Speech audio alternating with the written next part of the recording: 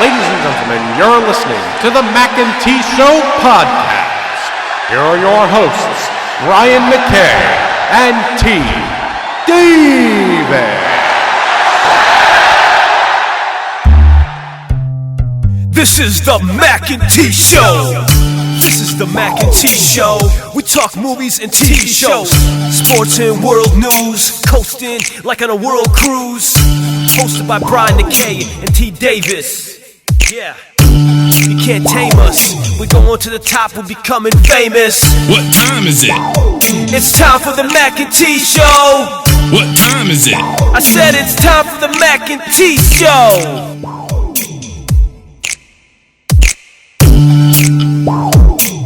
Welcome back to the Mackay T Show podcast.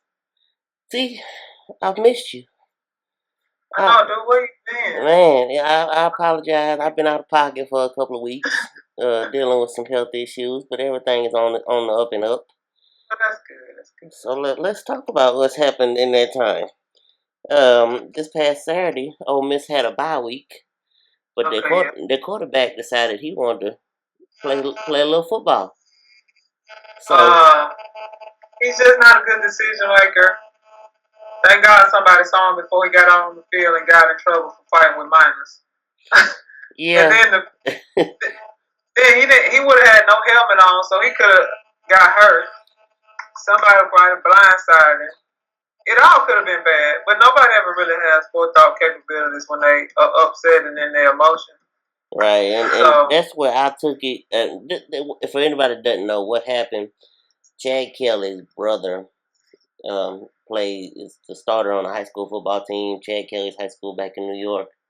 Don't ask me the name of it. I could have told you yesterday, but I can't tell you this morning. But anyway, they're playing a football game. Chad Kelly's there on the sidelines watching his brother play. Brother goes running out of bounds. Has a late hit. A fight breaks out because obviously this is their high school's rival team. Big fight breaks out. Chad Kelly decides he's going to run across the field to get in the middle of the fracas.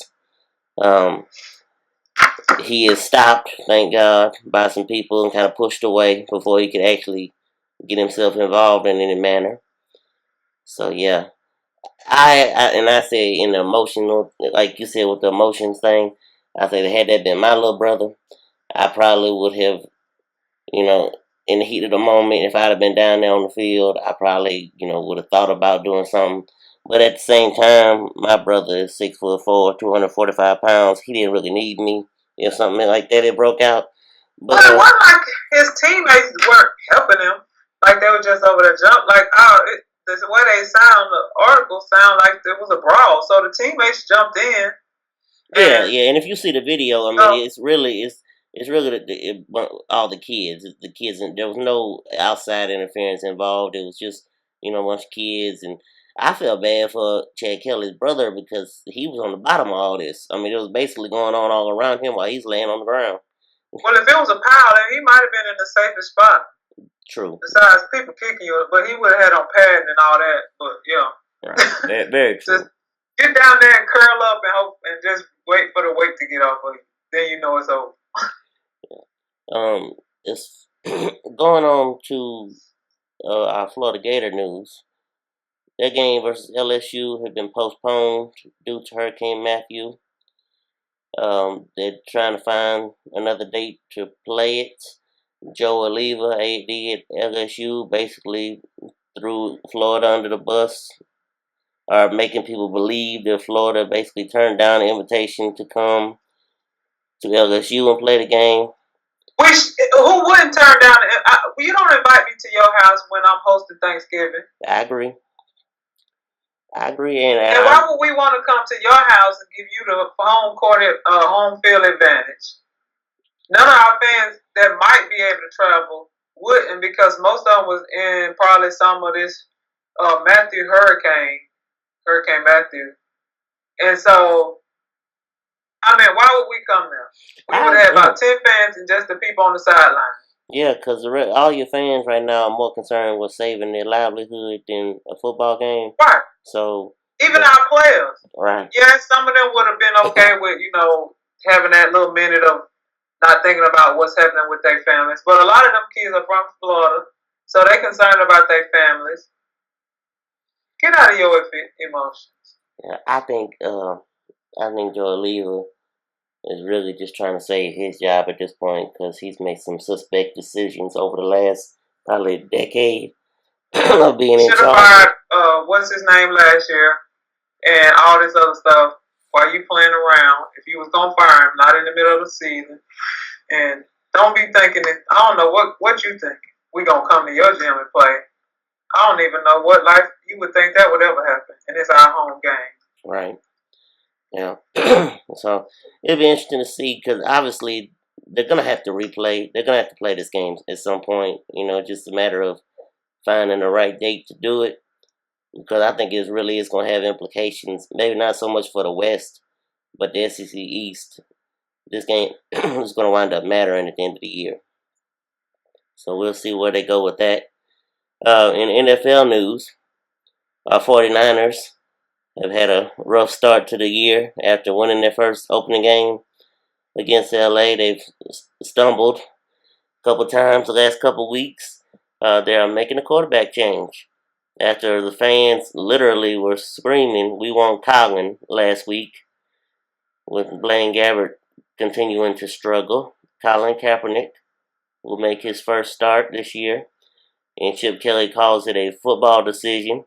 Well, clearly, Chip, we know that you're not gonna, succumb to the pressure of playing the man just because he's a national icon right now, always in the news with his national anthem protest.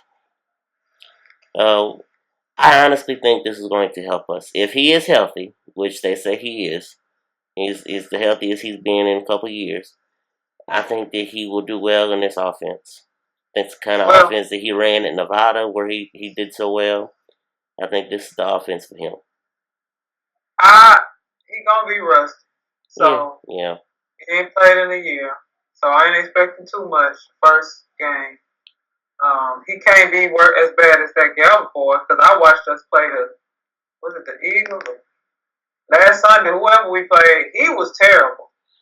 When he hit, his balls was nice and crisp, but all the misses that he had, they were terrible. Like, they weren't even close. Right.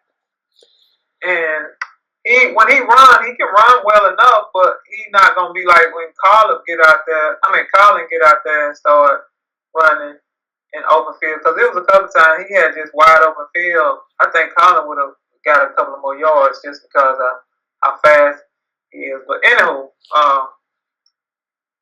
I think we're not going. We just not good. Well, defense not good. No, we're not. But I think the most beneficiaries out of Colin Kaepernick starting will be Torrey Smith and people like Quentin Patton, another receiver from Louisiana Tech. I think they will benefit greatly from him because they'll be able to do what they do best and get downfield. He has a much stronger arm than Gabbert. I think offensively we should be able to open things up. Long as him throw him, but yeah, his deep ball better. Gabbert had somebody to open deep. I mean, it would have scored too because wasn't no safety, nothing, and he just overthrew him by like 10 yards. Mm-hmm. Yeah. I was like, what the world? Oh man. What in the world? Anyway. Moving over to the East Coast, Charlotte, North Carolina. There's a picture that has surfaced of Cam Newton, who's still under the concussion protocol, riding around in Charlotte traffic on a Segway-type scooter without any kind of safety helmet or anything. This was a bad decision on his part. He made ESPN all day long, so I guess, for his brand, hey, any publicity is good publicity. What's the word? What's the there's statement? no such thing as bad publicity. There you go. So, all I have to say about him, and anybody else that rides around on devices, motorcycles or whatever, with no helmet, if you have an accident, like most of you just selfish. Yeah. Because what happens is, he have an accident, bust up your little head. Now you don't play football no more, and you're a vegetable or something. Somebody else got to take care of you. Yeah, so not only are you hurting yourself, you are burdening others. Right, now you become and nobody's going to call you a burden, but it's an unnecessary risk. Yeah. And did you learn nothing from, what's his name that played in the NBA on the motorcycle? That played through? Jay Williams, yes. Did we learn nothing from him having an accident? And Bobby Hurley before him. So, yeah. So, hey, didn't he just have a car accident? A bad car accident? Yeah, he did. So maybe you should be a little more cautious than the next man. I'm just saying. Yeah, let somebody else drive. He ain't the brightest, so whatever. No, and I think the way he was dressed, he's got his little hat on that he always wears little different hats at his press conferences. He was looking for attention. He ain't the brightest. No. Speaking of not so bright, Greg Hardy has begun training for the MMA and is projected to debut sometime in 2017 as a heavyweight. Okay, well now he can beat up on people legally. In his size. Yeah. And the same just sex. Yeah, same gender, same size, and it's all legal. So he ought to be very good at this. No, he not. Cause when one of them hit him, he gonna be like, "Whoa, this is not what I was expecting." Yeah. Well, he's not that he had a prayer anyway, but this officially ruins any chance of him ever getting back in the NFL. I think he was pretty much done anyway. He done figured that out. So I never saw that coming. Cause I just watched some MMA stuff, and it's brutal. Yeah, they get nasty. They get nasty. And luckily, some of the fights don't last that long. It's really boom, boom, done. So while you got a helmet on and all that and hitting people, yeah, that's tough. But when you just hit people with pretty much bare knuckles, I heard them gloves ain't that much protection or cushioning. Good luck with that. Yeah. Do you have a chant and ranting for this week? I was going to chant a rant about the ignorant LSU fans that would have the audacity to think that we would come to your gym and play our home game and potentially ruin our chances of winning the SEC East. Because Tennessee, they're going to lose to Alabama. Now, I don't really know how that works since both of the teams they would have lost to is in the West. They could upset Alabama because Alabama, man, we don't really know how good they are yet. Ole Miss collapsed in that game. I don't know that they've been challenged in another game. But yes, that was one of my ranting and chanting. I had wanted to rant about something else happening.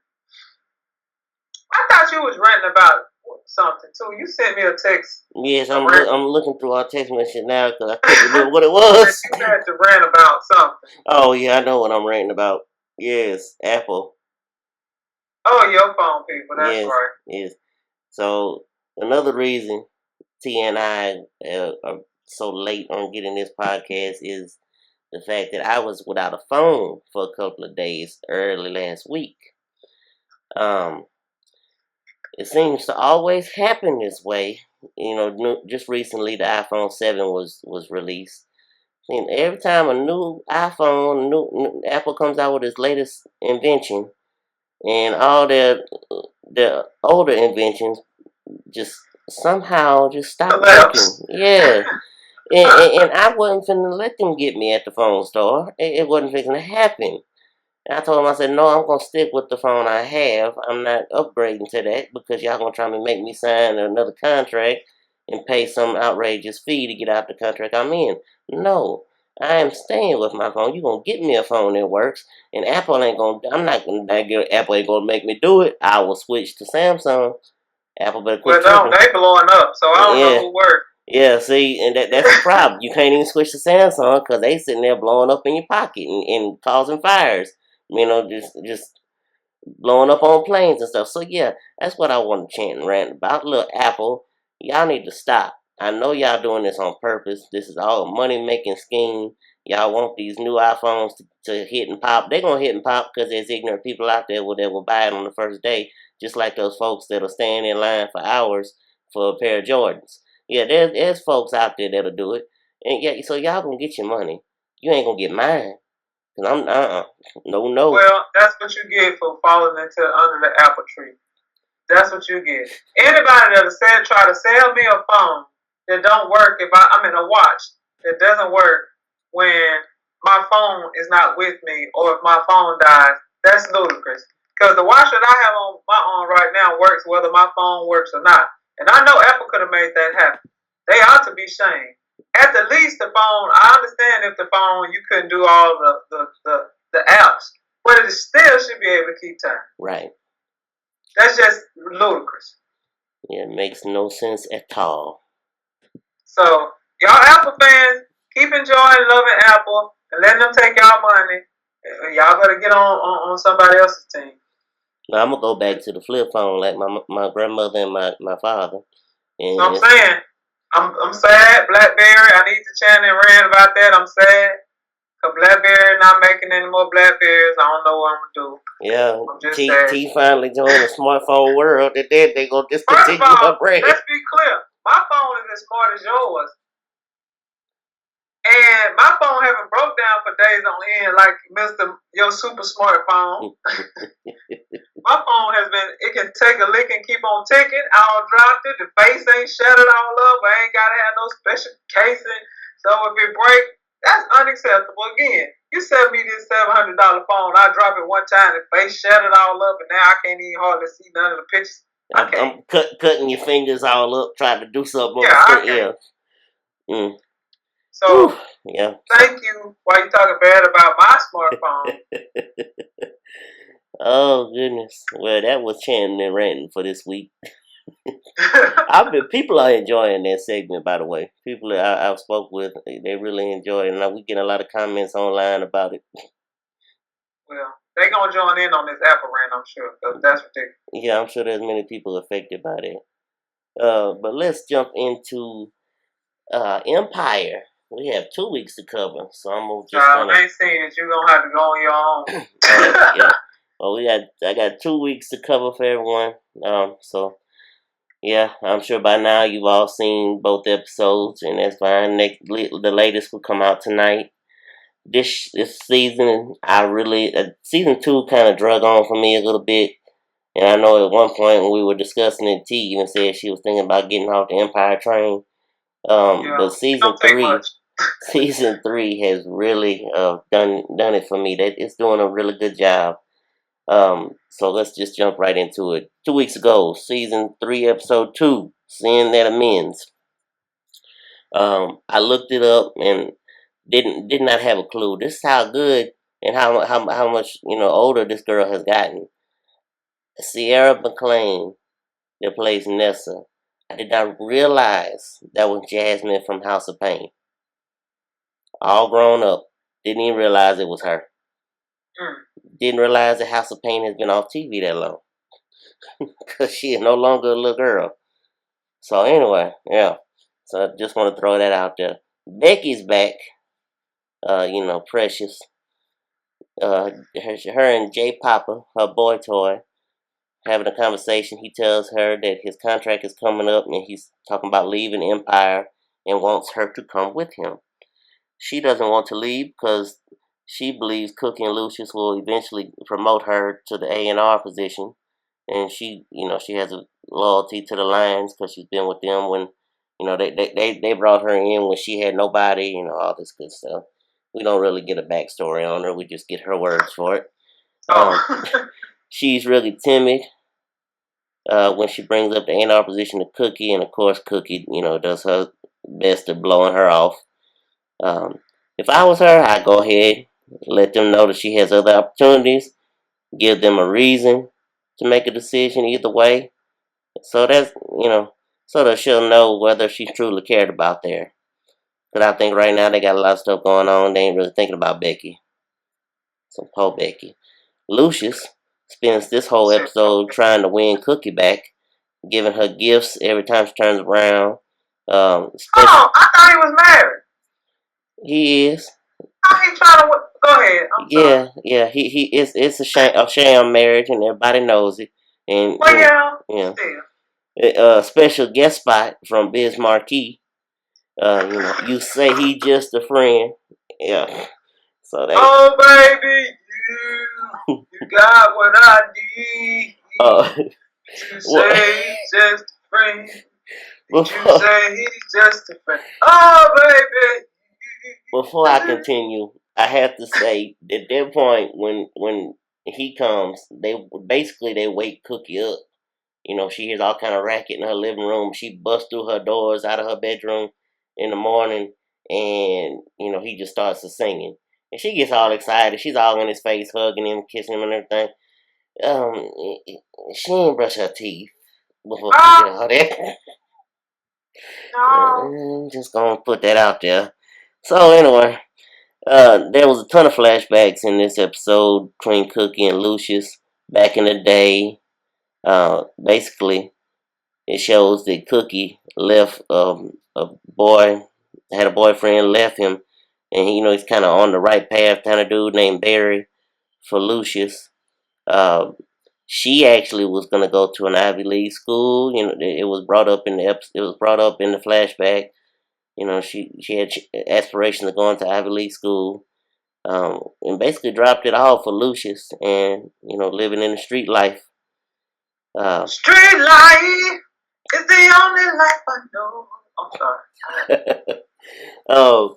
Councilman Angelo Dubois, played by Tay Diggs, comes in and forms a partnership with Jamal to help youth from the inner city. Oh, I can't wait to talk about inner city later on when we talk about the presidential debate. But anyway, moving on. Initially, Cookie is defensive against Angelo, but you can tell by the end of the episode that Cookie and Angelo are gonna have a thing, and Lucius. Get it on.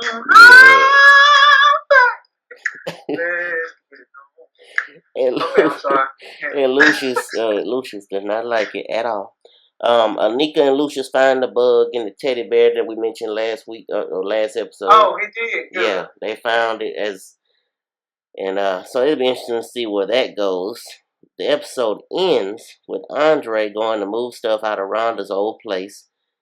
Police roll up on him and start stereotypically questioning him, and eventually Andre is taken down by the police.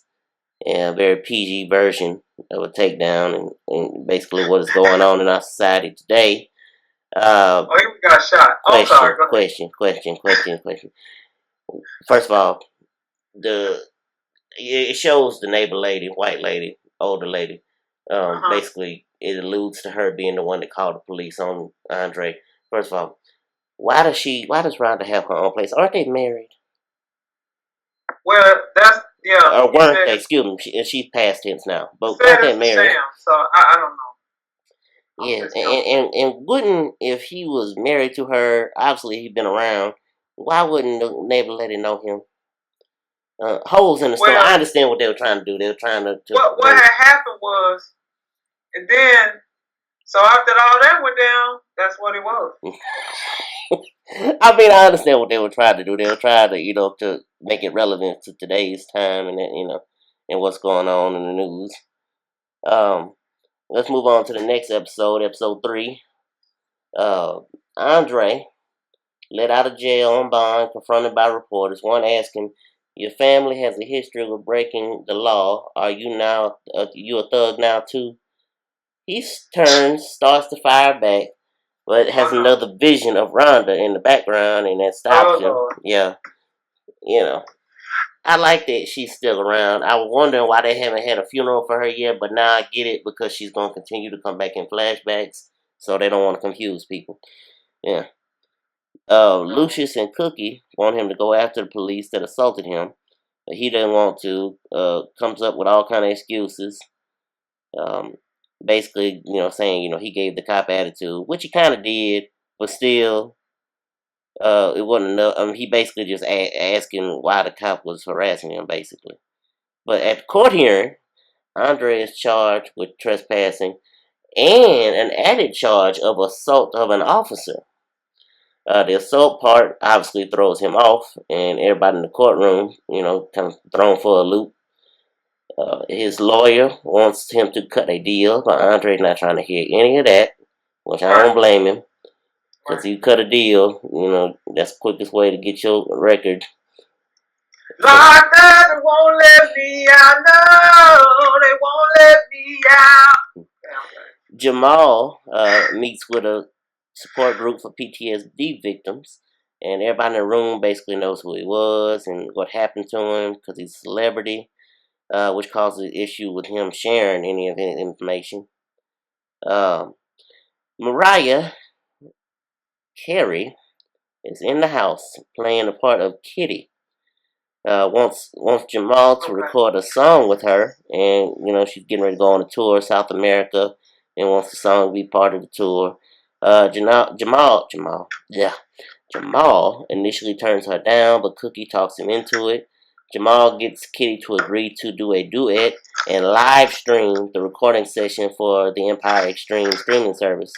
Right. That's a lot of streams in there. I didn't realize that until I'm reading my notes now. But anyway, he goes to visits Frida Gatz in jail.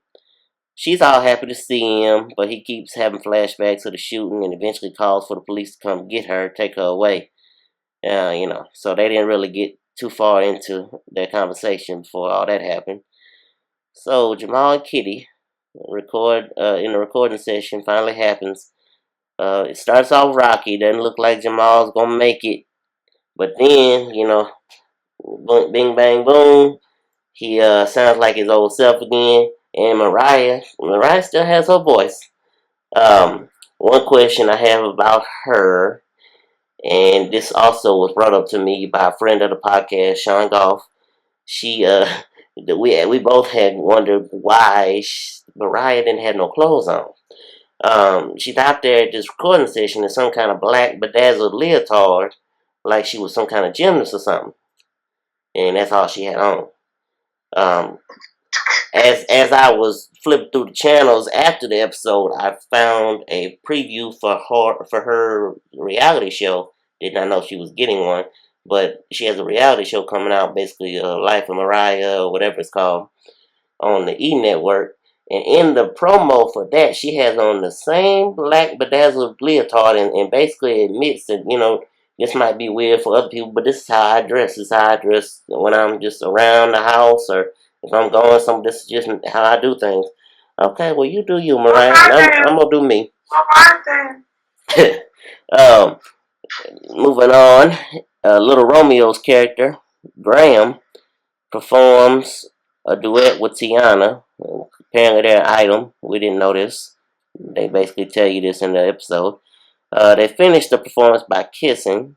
Definitely causes a problem for Hakeem, which basically... Hakeem, but sit down. You didn't want her. Go ahead. You didn't want her. It's jealousy at its finest. You didn't want her. You literally just 10 days ago were jilted at the altar by somebody else. Right. And expect her to just fall in line because you ready to go back with her?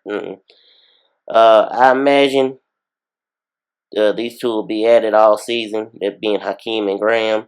Lucius talks Hakeem into doing a diss track on Graham. Shine, which is Exhibit's character, is working on the diss track with him. They want Nessa to be involved because obviously you have Graham and Tiana, and then it would be Hakeem and Nessa. Nessa don't want to be a part of it because it really ain't what she's about. Obviously, she don't want to start her career off, with some drama on, with a female artist, especially in the same label. Shine forces Nessa into the booth, basically grabs her by the throat, not really giving her a choice. Hakeem yells for him to stop. Exhibit got really abusive since his Pimp My Ride days. Hakeem tells Lucius about what happened. Lucius basically tells him, stop snitching. If you're not having sex with her, it ain't your fight. Go record the record. Hakeem lays down a very inspired diss track that he and Lucius and Shine wind up loving. Instead of using Nessa, Hakeem used Tiana's vocals from her and Graham's song throughout the well, not even, I don't even think it was for that song. I think it was just vocals of her and other music. Basically, he's allowed to do it because it's Empire. They're allowed to use other Empire artists. The episode ends when Andre confronted by Tariq. Tariq subtly now Tariq being his uncle, half brother of Lucius, FBI agent. Tariq subtly lets him know that the extra charges that were brought up on him were basically Tariq's doing. He wants Andre to snitch on Lucius in order to get the charges dropped. Like I said earlier, this season is going to be good. All the things we discussed here, plus Angelo, Tay Diggs' character versus Lucius over Cookie, Lucius and Anika's fake marriage. Basically, Anika is holding him hostage right now. Basically saying, she has a lot. Um, she has a lot of leeway in doing whatever she wants to do. You're not gonna trap her in this house because if she wants to, she can bring this whole thing down. Because really, she could. She could go in and tell everybody all the secrets. And we cannot forget about Mama Walker. She's still kicking, and as long as she's got knives, she's a problem. So yeah, I can't wait for tonight's episode. It's gonna be interesting. So anyway, yeah, that was the Empire review for this week. Now let's move on real quickly to basically just a quick review of the first two presidential debates. Donald Trump and Hillary Clinton. First debate was the worst thing I think I've ever seen on TV.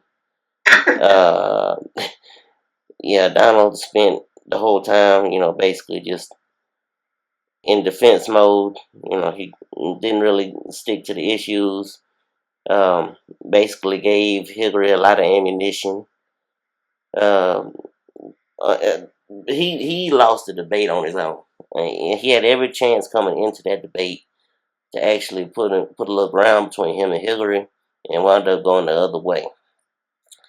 Debate number two. Let's just finish off debate number one, just because I want to get to the day after Hillary's rally.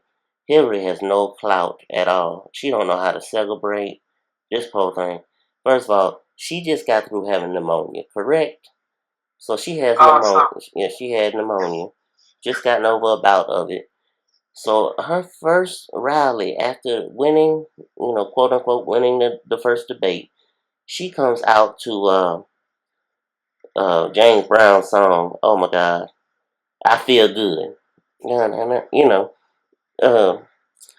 So she comes, feel good. yes. I knew that I would not. She comes up I to that, feel good. and all I could think about, baby. I'm sorry, go ahead. all I could think was, she's horrible. Does she not realize that's what James Brown died of, pneumonia? And that's how you come. She probably didn't pick that song, so. Yeah, she felt good though. Okay, and Did you get your text this morning? I did, yeah. She didn't get hers. That's why she called. Nah, they've been in and out because I didn't get one a couple of days ago, and then a couple of days before that I didn't get one. I've been sending them to y'all. I don't know, but yeah. Go ahead. So the second presidential debate comes the day after a recording surfaced from 11 years ago where Donald Trump and NBC correspondent Billy Bush were basically sitting in a van. They're off camera, off air, but the mic is still hot. Basically talking about women and how he goes about, getting women, Donald that is, and how, because he's a celebrity, women will let you do anything to him. He uses a bunch of vulgar terms that I'm not going to use on this podcast for what he grabs when it comes to women and when he goes in to kiss them and things like that. Basically, he grabs their genitalia area. Yeah, so the second debate was basically brought down before it even started because that's what they focused on. He tried to defend himself. His apology that he issued before the debate was, I thought, rehearsed and very just I didn't think it was very official. I didn't think it was very meant. It wasn't heartfelt at all. I think it was just what they told me to say, so I'm gonna say it. Yeah, this is a waste of time to even do the rest of this presidential campaign, because either way, whoever wins, we're gonna be in trouble. But I don't think Donald has a prayer of winning now.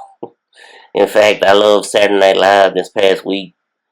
Their opening monologue, they bring up the recordings.